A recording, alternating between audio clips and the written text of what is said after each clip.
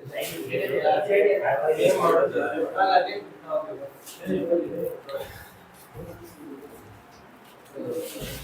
दोस्तों, good morning. स्वागत है आपका अपने ऑनलाइन प्लेटफॉर्म वॉरियर विल पर। तो दोस्तों, बायोलॉजी के अंदर अपनी जो टॉपिकों की सीरीज चल रही थी और इसके अंदर आज अपना जो टॉपिक रहने वाला है वो उत्तक। उत्तक देखो दो प्रकार के होते हैं, एक तो होता है पादप उत्तक और एक होता है जंतु उत्तक। आज अपन जंतु उत्तक की बात करने वाले हैं, कल अपन पादप उत्तक को पढ़ेंगे। अच्छा टॉपिक है, इंपॉर्टेंट टॉपिक है और क्वेश्चन आता है बार बार, उत्तक वास्तव में होता क्या है। सबसे पहले अपन बात करते हैं उत्तक होता क्या है। तो उत्तक एक समान कोशिकाओं का समूह क्या कहलाता है? उत्तक कहलाता है। एक समान कोशिकाएं होनी चाहिए, अलग अलग कोशिकाएं नहीं होनी चाहिए। जैसे हमारे शरीर के अंदर बहुत सारे अंग है, क्या उन अंगों में एक समान कोशिकाएं जहां पाई जाती हैं और उन कोशिकाओं का समूह क्या कहलाता है? उत्तक कहलाता है। फिर उत्तकों से उत्तक तंत्र बनता है, उत्तक तंत्र से अंग तंत्र से शरीर का निर्माण हो जाता है। शरीर की सबसे छोटी क्रियात्मक और संरचनात्मक इकाई क्या होती है? कोशिका। और कोशिकाओं के समूह को क्या कहते हैं? उत्तक कहते हैं। बस उसी उत्तक को आज पढ़ने वाले हैं अपन। उत्तक होना चाहिए एक समान होना चाहिए, अलग अलग प्रकार का नहीं होना चाहिए। जैसे किसी हाथ की हथेली की कोशिकाएं हैं तो हथेली की कोशिकाएं होनी चाहिए, इनका समूह ही उत्तक कहलाता है। यानी एक हथेली की ले लिया, एक गर्दन का ले लिया, एक कहीं पैर का ले लिया, इस प्रकार नहीं है। एक समान प्रकार की कोशिकाओं का समूह ही क्या कहलाता है? उत्तक कहलाता है। तो आज अपन इस टॉपिक को पढ़ने वाले हैं। सबसे पहले आज वैसे उत्तक दो प्रकार के होते हैं, पादप उत्तक और जंतु उत्तक। आज अपन बात करने वाले हैं जंतु उत्तक, जिसे एनिमल टिश्यू कहा जाता है। उत्तक को इंग्लिश में क्या कहते हैं? टिश्यू कहा जाता है। तो ये सभी प्रकार की एग्जाम के लिए इंपॉर्टेंट है, आर्मी हो, दिल्ली पुलिस, एसएससी, यूपीएससी जो भी हो। तो आज अपन शुरुआत करने वाले हैं। देखो ये मानव नजर आ रहा है क्या आपको? हाँ, ये इसके ऊपर जितने भी ये मसल्स नजर आ रहे हैं ना, ये अपने को टिश्यू है। ये इनके क्या है? ये कोशिकाओं का समूह है। ये कोशिकाओं का समूह जो उत्तक कहलाता है वो दिखाई दे रहे हैं अपने को। अब देखिए, सबसे पहले मैं बात करता हूं कि उत्तक वास्तव में बनता कैसे है, किस प्रकार बनता है उत्तक। देखो शरीर की सबसे छोटी क्रियात्मक और संरचनात्मक इकाई क्या होती है? कोशिका होती है। और देखो ये बहुत सारी कोशिकाएं मिल गई, क्या कोशिकाओं का समूह क्या कहलाता है? उत्तक कहलाता है। देखो ग्रुप ऑफ सेल्स कोशिकाओं का समूह है। ग्रुप ऑफ सेल्स यानी कोशिकाओं का समूह है, क्या कहलाता है? टिश्यू यानी उत्तक कहलाता है।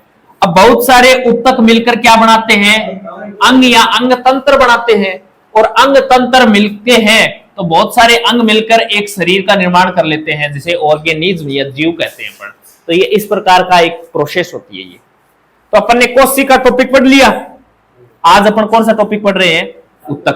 कौन सा उत्तक कहां पाया जाता है, कितने प्रकार के उत्तक होते हैं, आज अपन जंतु उत्तक पढ़ रहे हैं। तो देखिए सबसे पहले उत्तकों की बात करते हैं अपन। मानव के अंदर या जंतु उत्तक की बात करें तो जंतु के अंदर 4 प्रकार के उत्तक पाए जाते हैं। कितने प्रकार के? 4 प्रकार के उत्तक पाए जाते हैं। एक होता है उपकला उत्तक, दूसरा होता है फेशीय उत्तक है। कौन सा उत्तक है? फेशीय उत्तक है। एक होता है संयोजी उत्तक है और एक होता है तंत्रिका उत्तक है। तंत्रिका अपन ने पढ़ ली थी क्या? तंत्रिका कोशिका, न्यूरॉन पढ़ा था ना। इसका मतलब बहुत सारे न्यूरॉन मिलकर उत्तक का भी तो निर्माण करते होंगे, तो वो तो हो गई तंत्रिका उत्तक। देखो नर्वस टिश्यू। और संयोजी उत्तक है, कनेक्टिव टिश्यू कहा जाता है, एक दूसरे को जोड़ने का काम करता है, संयोग करने का काम करता है। पेशीय उत्तक है और एक होता है उपकला उत्तक। ये अपने 4 प्रकार के उत्तक पाए जाते हैं। 4 प्रकार के उत्तक ये अलग अलग भागों में विभाजित होते हैं और किस प्रकार कौन सा उत्तक अपने शरीर में कौन से अंग में पाया जाता है, इन सभी की आज चर्चा करने वाले हैं। सबसे पहले मैं बात करूंगा उपकला उत्तक की। देखो सबसे पहले कौन सा उत्तक का है? उपकला उत्तक है। उपकला उत्तक को कहा जाता है एपिथीलियम टिश्यू। अब इस एपिथीलियम को हिंदी में भी लिखा सकता है एपिथीलियम उत्तक है। तो उपकला उत्तक को ही कहा जाता है एपिथीलियम उत्तक। ये देखो उपकला उत्तक एक तो होता है सरल सल की उपकला उत्तक, सरल सल की उपकला उत्तक है, यानी सिंपल है, सेक्वेंस एपिथेलियम टिश्यू कहा जाता है इसको। देखो ये कहां पाया जाता है? ये चपटी कोशिकाएं का बना होता है, यानी चपटे केंद्रक का बना होता है ये, और अत्यधिक पतली और कोमल सतह होती है ये। जो सरल सल की उपकला ऊतक है ना, ये चपटी कोशिकाएं यानी फैट सेल्स और चपटे केंद्रक से बना होता है। इस प्रकार इसकी संरचना होती है, अत्यधिक पतली और कोमल सतह होती है। जो अपनी त्वचा होती है ना, शरीर के बाहर त्वचा, वो त्वचा किसकी बनी होती है? सरल सल की उपकला की एक भाग त्वचा का मान लो, जो चपटा होता है और चपटी कोशिकाएं होती है इनके अंदर, और अत्यधिक पतली होती है। देखो शरीर की बाहरी सतह पर अपने क्या पाई जाती है? चमड़ी पाई जाती है। किसकी बनी होती है? सरल सल की उपकला ऊतक की। रक्त नलिकाओं की दीवार, अपनी ये रक्त नलिकाएं है ना, रक्त नलिकाओं की दीवार किसकी बनी होती है? सरल सल की उपकला ऊतक की बनी होती है। फेफड़ों के वायु कोष, फेफड़ों के अंदर जितने भी वायु कोष हैं किसके बने होते हैं? सरल सल की उपकला ऊतक के बने होते हैं। ग्रास नली, जो ये ग्रास नली है जो भोजन को लेके जाती है आमाशय में, तो ये ग्रास नली किसकी बनी होती है? सरल सल की उपकला ऊतक की बनी होती है। तो ये उपकला ऊतक है जिसमें सरल सल की उपकला ऊतक जो चपटी कोशिका और चपटे केंद्र की होती है, अत्यधिक पतली होती है। इस क्या क्या बने होते हैं? शरीर की बाहरी सतह हो गई, रक्त नलिकाओं की दीवार हो गई, फेफड़ों के वायुकोष हो गए, और ग्रास नली हो गई। ये सब किसके बने होते हैं? सरल सल की उपकला ऊतक के बने होते हैं। एक होता है स्तरीय उपकला ऊतक है। अब देखो स्तरीय कुछ नहीं है, ये सरल सल की है ना, ये एक दूसरे के ऊपर आ जाते हैं और स्तर बना लेते हैं। ये स्तर यानी एक दूसरे के ऊपर आ जाते हैं, तो स्तरीय उपकला ऊतक है। कटने और फटने से बचाने के लिए कई परतें बन जाती हैं। कटने और फटने से बचाने के लिए एक पैटर्न में उपस्थित होती हैं। देखो इसके ऊपर बहुत सारी सरल सल की उपकला ऊतक बनते ही ये कौन सा बन जाता है? स्तरित उपकला ऊतक। ये कटने फटने से बचाता है क्या? बचाता है। अपने चमड़ी के ऊपर कभी कभी देखना कट लगाते हैं तो कभी खून आता है कभी नहीं आता है ना। इसके पीछे का कारण क्या है? इसके पीछे का कारण क्या है कि जो कट लगा है ना, वो कट अंदर तक नहीं लगा, यानी ये पूरी जो स्तरित उपकला ऊतक है ना, ये पूरी नहीं कटी है अभी तक है, कुछ रह गई है तो खून बाहर नहीं आता है, और कभी कभी पूरी कट जाती है तो खून आ जाता है बाहर। इसका काम क्या होता है? ये त्वचा निर्माण में जो स्तरित उपकला ऊतक है ना, इससे क्या बनी होती है? त्वचा बनी होती है। और अपनी त्वचा कई लेयर में बनी होती है क्या? बिल्कुल लेयर में बनी होती है। तभी तो कभी कट लगता है तो खून आता है और कभी नहीं आता है। इसका मतलब पूरी लेयर कटती नहीं है तो खून नहीं आता है। तो सरल सल की उपकला ऊतक जो बहुत सारे एक दूसरे को स्तर बना लेते हैं उसे स्तरीय उपकला ऊतक कहते हैं। और इससे क्या बनी होती है? अपनी स्किन यानी त्वचा। तो क्वेश्चन आता है त्वचा में कौन सा उपकला ऊतक पाया जाता है?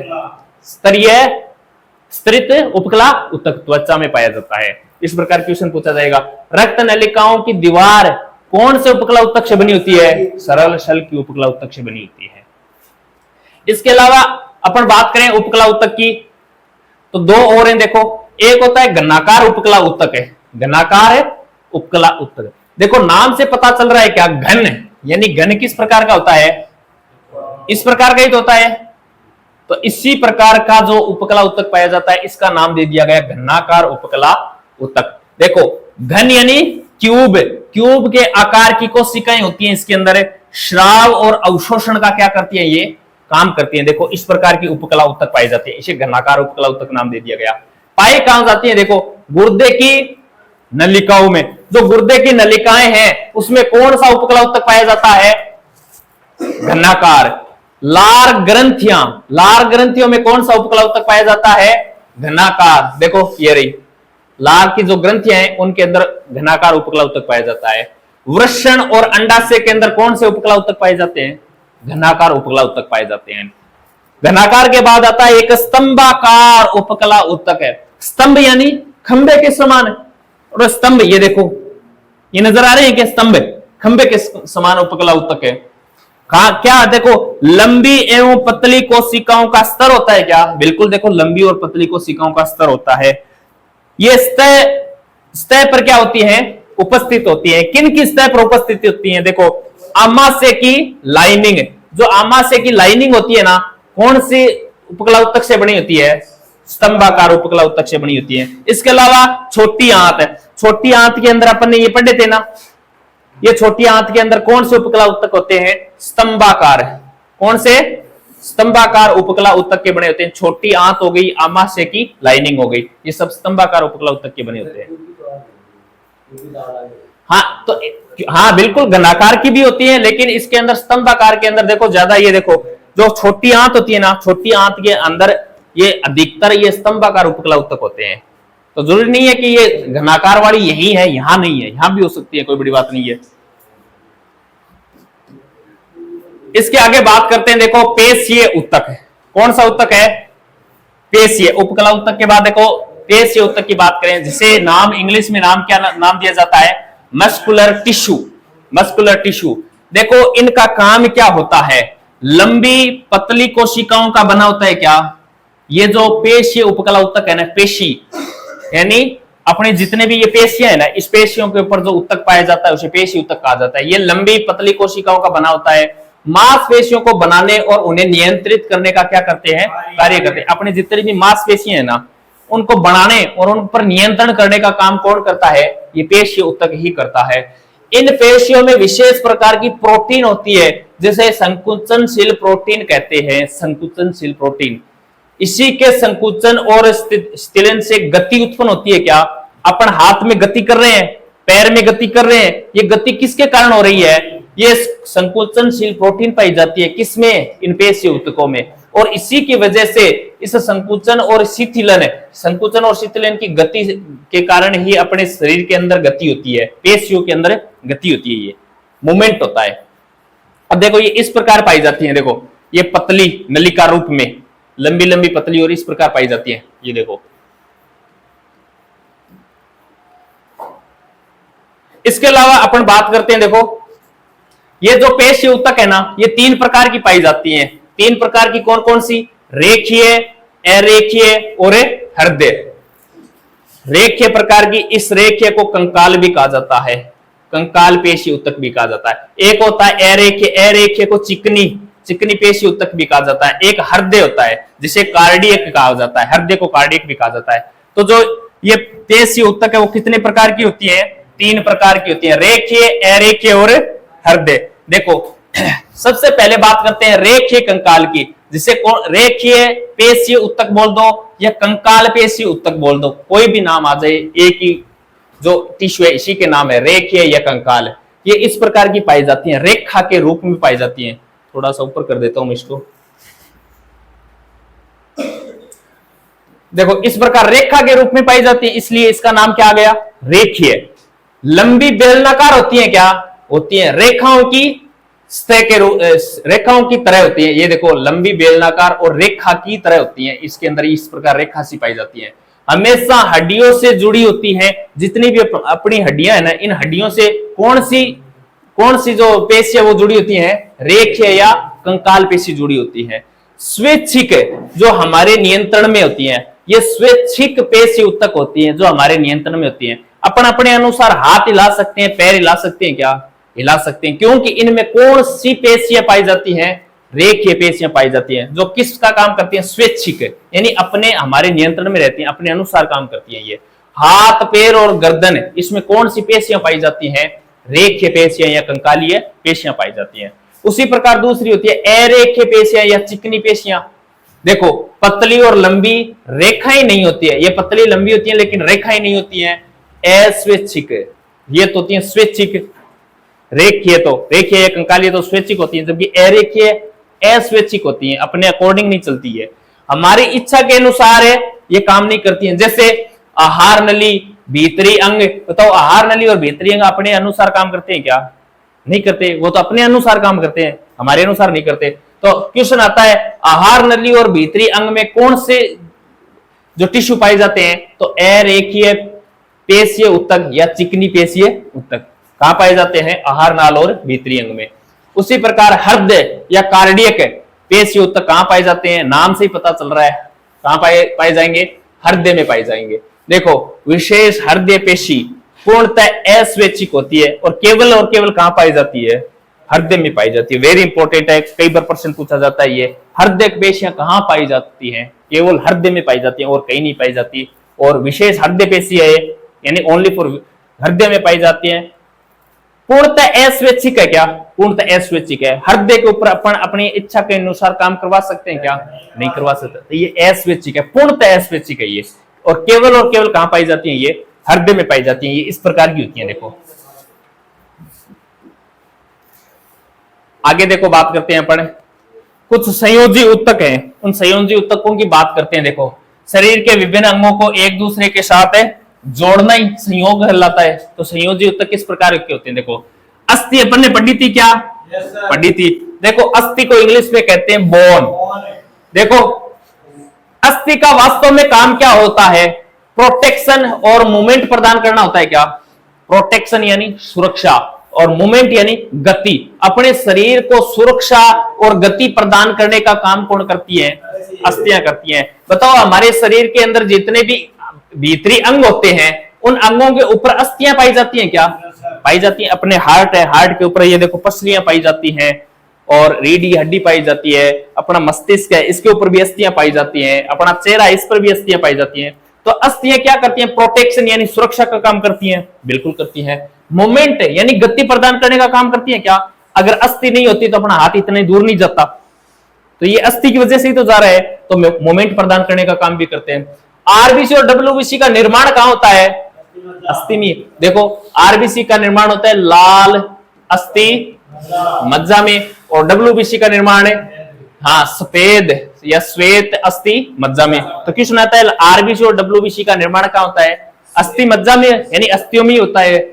मिनरल्स यानी जो तत्व होते हैं, कैल्शियम व फास्फोरस को स्टोर करती हैं। बिल्कुल स्टोर करती हैं। अस्थियां हैं वो कैल्शियम और फास्फोरस को स्टोर करती हैं, इन्हीं से बनी होती हैं। तो अस्थियों के अंदर जो सेल्स होती हैं, जो कोशिकाएं होती हैं, उन्हें क्या नाम दिया जाता है? ओस्टियोसाइट।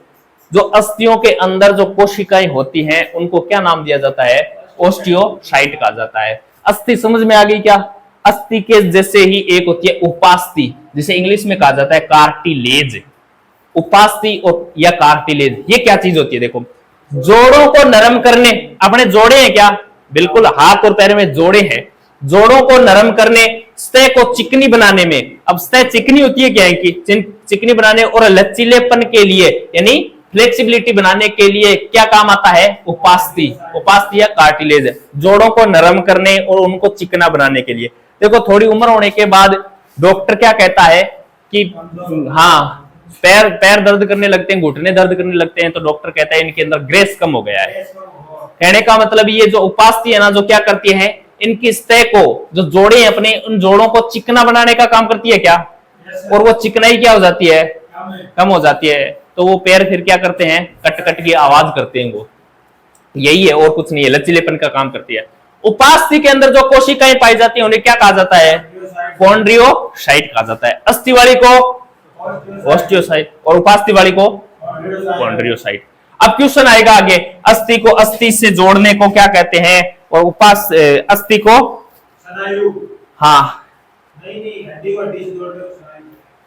एक तो क्वेश्चन आता है, देखो एक तो आता है, देखो अस्थि, ये अस्थि है क्या?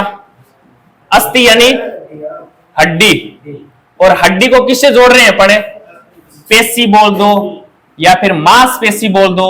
अरे मांस की पेशी तो है, ये पेशी नाम आ जाए, मांसपेशी आ जाए, कोई फर्क नहीं पड़ता। हड्डी को मांसपेशी से जोड़ना क्या कहलाता है? टेंडन कहलाता है। याद रखना इंपॉर्टेंट है ये। एक होता है हड्डी को हड्डी से जोड़ना, हड्डी को हड्डी से जोड़ना क्या कहलाता है? लिगामेंट कहलाता है। नाम याद रखना, ये इंग्लिश के नाम ही इस प्रकार लिखे आएंगे। ये हड्डियों को मांसपेशी से कनेक्ट करने वाला क्या होता है?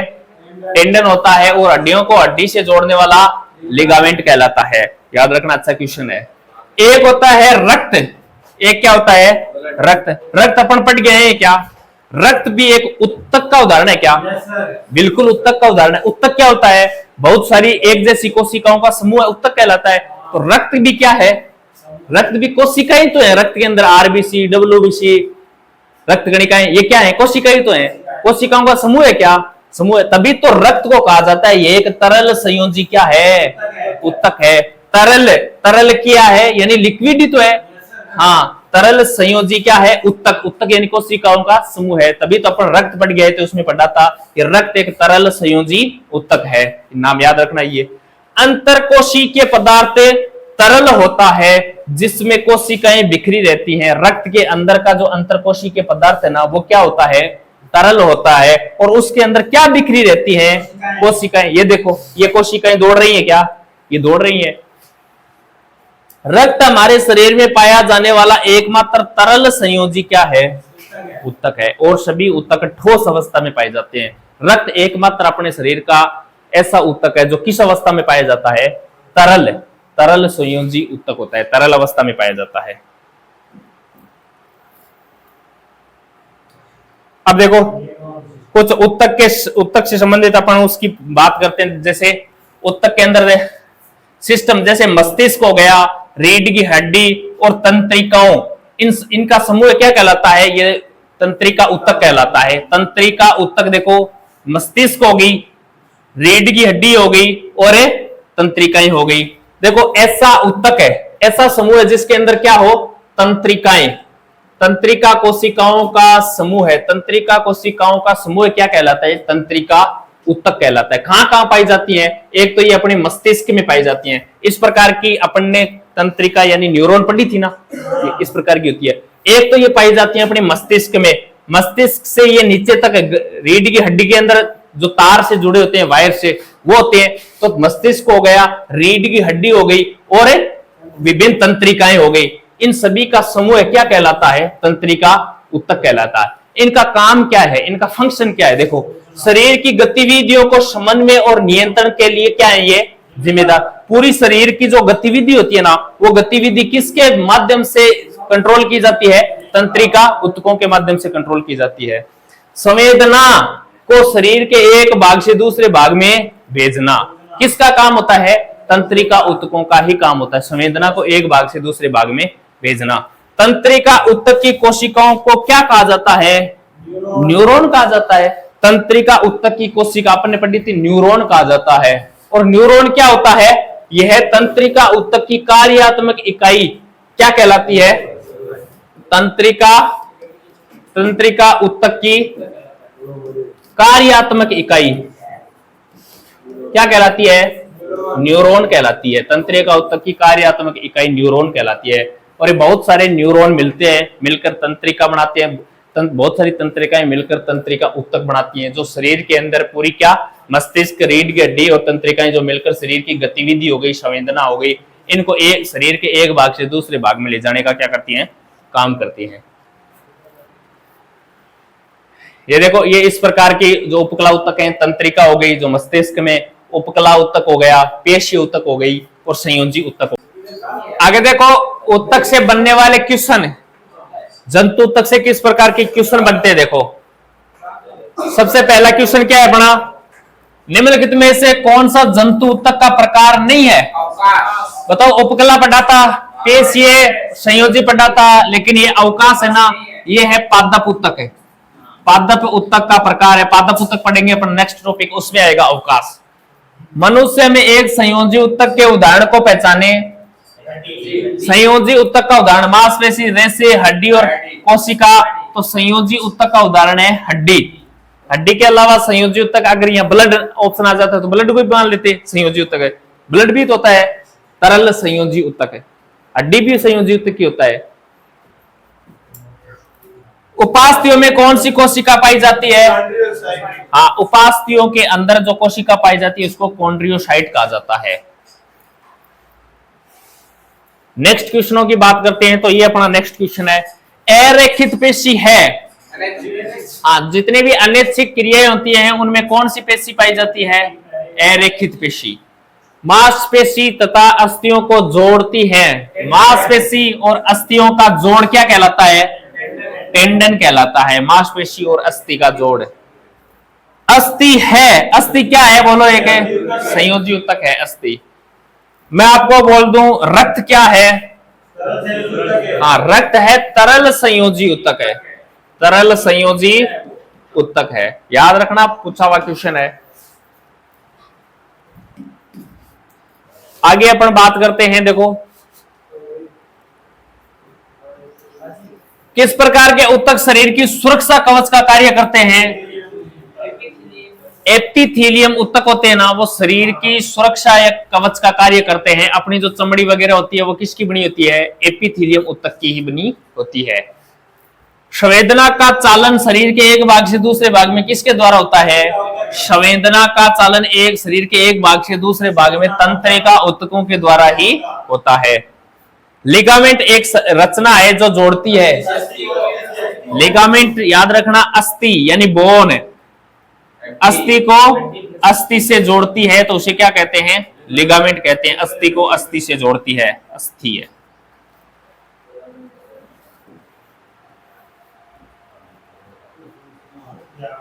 रक्त होता है, बोलो रक्त क्या होता है? भुजाओं और पैरों में कौन सी मांसपेशियां पाई जाती हैं? भुजाओं और पैरों में अपनी स्वैच्छिक मांसपेशी पाई जाती है जो अपनी इच्छा के अनुसार इनको क्या मूवमेंट करवा सकते हैं। हृदय से बना है पेशी ऊतक है, या इसे कहा जाता है हृदय ऊतक है। हृदय के ऊतक बोल दो या पेशी ऊतक बोल दो। और ये अपने जो ऊतक से संबंधित जितने भी जंतु ऊतक से संबंधित बनने वाले क्वेश्चन थे, इस प्रकार के क्वेश्चन बनेंगे। और अपन नेक्स्ट क्लास के अंदर पादप ऊतक को पढ़ेंगे और पादप ऊतक से भी आपके क्वेश्चन बनते हैं। नेक्स्ट क्लास में अपन पादप ऊतक को पढ़ने वाले हैं। आज के लिए इतना ही, बाकी पढ़ेंगे नेक्स्ट क्लास में। और आपको ये पीडीएफ है वो कहां मिल जाएगी? टेलीग्राम पर मिल जाएगी। और वीडियो अच्छा लगे तो लाइक करना, अपने दोस्तों को शेयर करना, चैनल को सब्सक्राइब करना। जय हिंद, जय भारत।